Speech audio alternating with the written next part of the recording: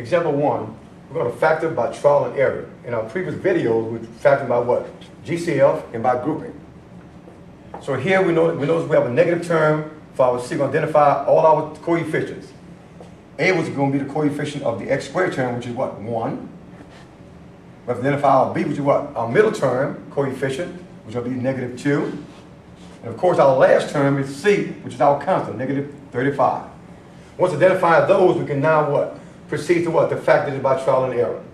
If we notice here, we're going to have two binomials here because we have to have a trinomial as our factor to be factored.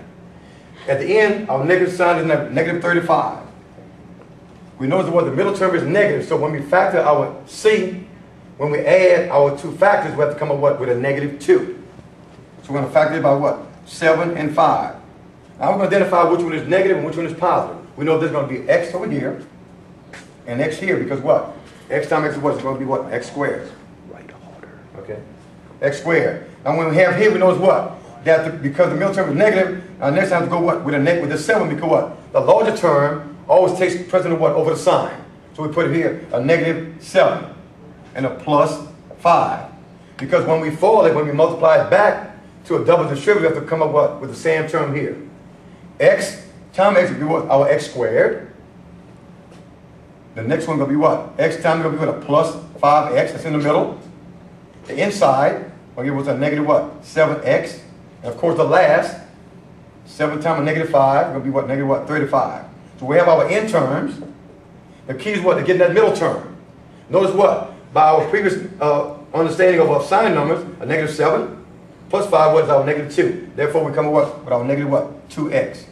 So we come back with x squared minus 2x, negative what? 35, which is going to be our last term here. We come up with the final is with our trinomial.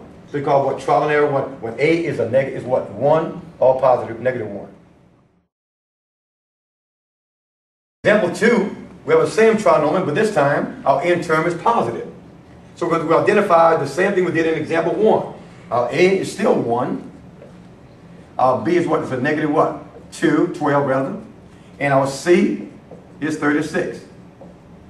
Here's the key. Whenever your end term is positive, you know what? Both terms in the middle have to be what? Both negative. Because to get the middle term, we have to add. To get the end term, we have to multiply the same factors. We're going to factor C again. What is C? 36. And we know what 6 times 6 is 36, so we get our 12. But we need a negative 12. How we get a negative 12? Because by sign numbers, we know from before, a negative times negative was a positive. We add the factors to get what? The middle term, and multiply, we get the end term. So they both have to be what? Negative. So therefore, proceed to do by two binomials. Have an x here, give what? An x squared. Again, the middle term denotes what? What's going to be our sign?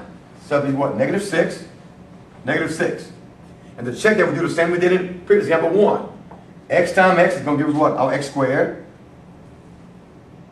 Then our x times our 6 will be what? A negative 6x.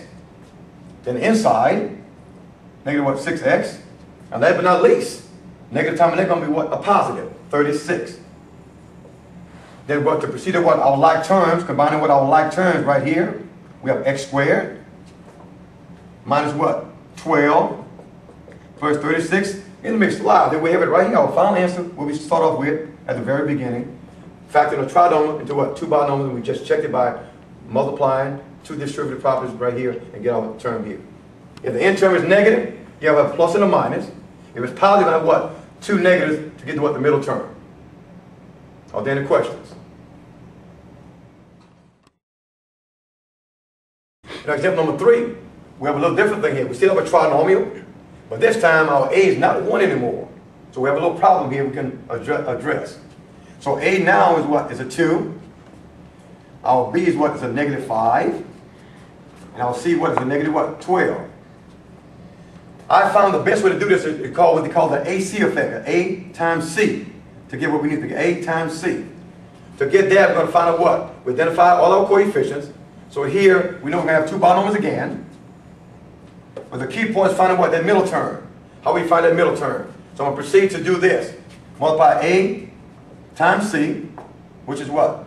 Negative what? 24. The key point of getting what? That middle term to be a negative 5x. What I should do is what? Bring down your A term, which is 2x squared. and bring down your C term, which is going to be what? Negative 12. The key is what? Get that middle term and get that negative 5x. How do we get the negative 5x, class? Look at this carefully. We have to factor this like we did previously over here. Let's factor 24 to the point where you can get what? A negative 5. What do you think we can do? What a factor of 24 negative will give us a negative 5. Class? 8 and 3. 8 and 3. Now we have to identify what? Which is going to be what? Which is going to be the negative, which is going to be the positive.